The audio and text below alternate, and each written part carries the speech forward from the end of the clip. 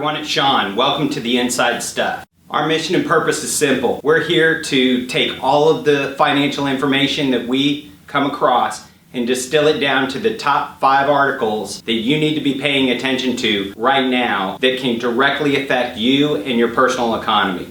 Before I forget, if you want to download a free copy of everything that we're talking about here, go to theinsidestuff.org and you can download a free copy of everything. All right, without further ado, let's jump into the articles.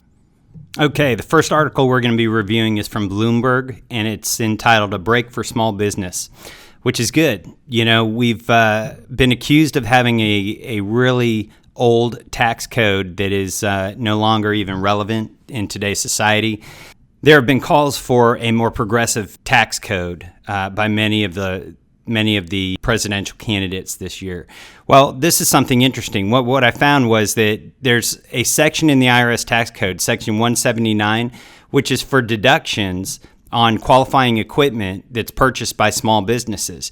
Now, I know that typically we talk about depreciation schedules, and that depreciation happens over time. But here's what's so cool about this new change, and this is just in a random bill that was passed as part of the Jobs and Growth Act of 2003. Nobody even realizes that this is even out there. But what it allows people to do is simply to purchase as much as $500,000 in business-related equipment and write it off that year. It's a much simpler approach. So for those of you out there that are saying that our tax code is a relic and that it needs to be revised and rehauled, think about this. We have the most progressive tax code in the entire world here in the United States. And this is just another example of the misinformation that's been out there for a long time on the traditional news media. But if you look at the actual IRS code in section 179, you'll see that's a very progressive change.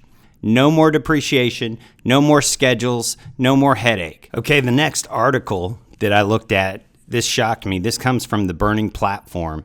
And the title says, "We front-loaded a tremendous market rally," quote unquote, said former Fed president, admits and warns there's no ammo left. No ammo left. This is incredible to me. In perhaps the most shocking mea culpa seen in modern financial history, former Dallas Fed chairman Richard Fisher, who a lot of people call him Loose Lips Fisher because he talks a lot about what goes on behind the scenes, he unleashed some serious and uncomfortable truthiness during a 5-minute confessional interview on CNBC. While talking heads attempted to blame China for recent U.S. market volatility, Fisher explains it's not China, it's the Fed that's at fault. He says, quote, "What the Fed did, and I was part of it, was front-load an enormous market rally in order to create the wealth effect." Now, what is the wealth effect? The wealth effect is just that feeling that everything is going okay because your stock portfolio has gotten back to where it was pre-08, okay? But with inflation doing what it's doing and with taxes going up like they are, what is the real effect of that 401k or that IRA that crashed 47% after the 2008 crash and then is now back up to just where you started in 2008? Does that really make you feel wealthy? And so he goes on to say an uncomfortable digestive period is likely now. What does that mean? Well, basically the game is over. They have no more arrows in their quiver. They're out of ammo. There's nothing more that they can do to prop up your 401k, your IRA, or your mutual fund. So you got to watch this video that Richard Fisher is on CNBC. And again, go to theinsidestuff.org if you want to download a copy or a link to any of these articles. All right. The next article that I read that was from Business Insider, the title says UBS, "Give up on stocks this year and buy gold." All right. If that's not an alarming signal, a red flag to everybody, I don't know what is. You know, if they're going back, gold and silver has recently taken a downturn.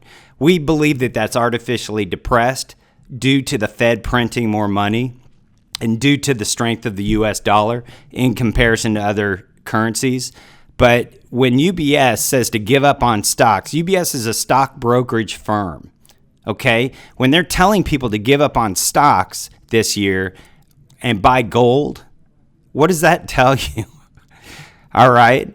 So now again, we're talking about physical gold and silver, not paper stocks in gold and silver mining companies or paper stock that says you own gold and silver, because that paper is worthless. Again, my buddy Kyle Bass, who's a hedge fund manager out of Dallas, Texas, told me a story one time about him going to the Chicago Mercantile Exchange after they had just allocated $1 billion into physical gold. They bought 1,600 or so gold bars, and they were stored at the COMEX, at the Chicago Mercantile Exchange, in the warehouse where the commodities are traded, okay? When he walked into the warehouse, there was no gold in sight, and so he asked the manager on duty, where's all the gold? How much physical gold do you have on hand right now? The warehouse manager said roughly 2.3 billion in physical gold is in the warehouse right now. And Kyle was taking $1 billion of that. So Kyle asked the next obvious question. How much is being traded on the Chicago Mercantile Exchange, on the COMEX?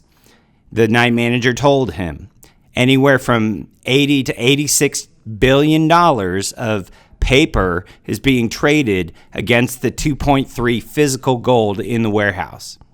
So Kyle asked the third question. He said, what's going to happen when, I don't know, maybe 4% of those certificate holders want to do what I'm doing right now and take their gold with them? And the reply he got was astonishing. The night manager looked him in the eye and said, come on, Kyle, you and I both know that'll never happen. So now there's less than 300 million ounces of gold in the warehouse. We're at an alarming ratio of outstanding paper claim checks against that physical gold in the warehouse. So if you're going to buy gold and silver, buy physical gold and silver. You know what? That reminds me. Go to theinsidestuff.org. If you want to learn more about some of the deals that I'm involved in personally, go to theinsidestuff.org and click on that tab that says The Inside Circle.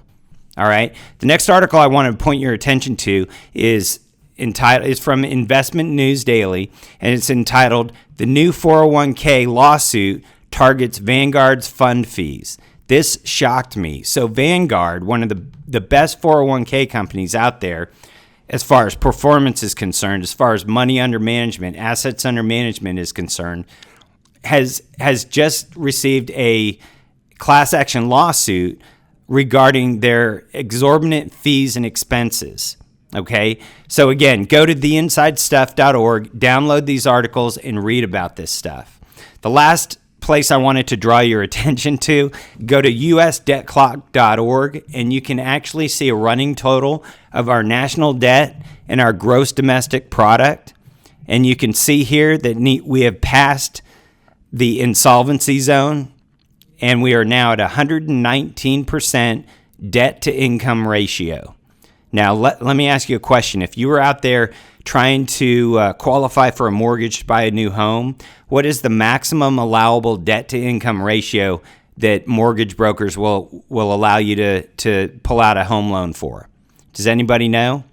It's actually 35% debt to income ratio. Yet our U.S. government is at 119% debt to income ratio. All right. That's it for this week. Again, if you want a copy of anything that we discussed today, go to theinsidestuff.org. You can download all of these links to these articles for free. All right? Have a great week, everybody.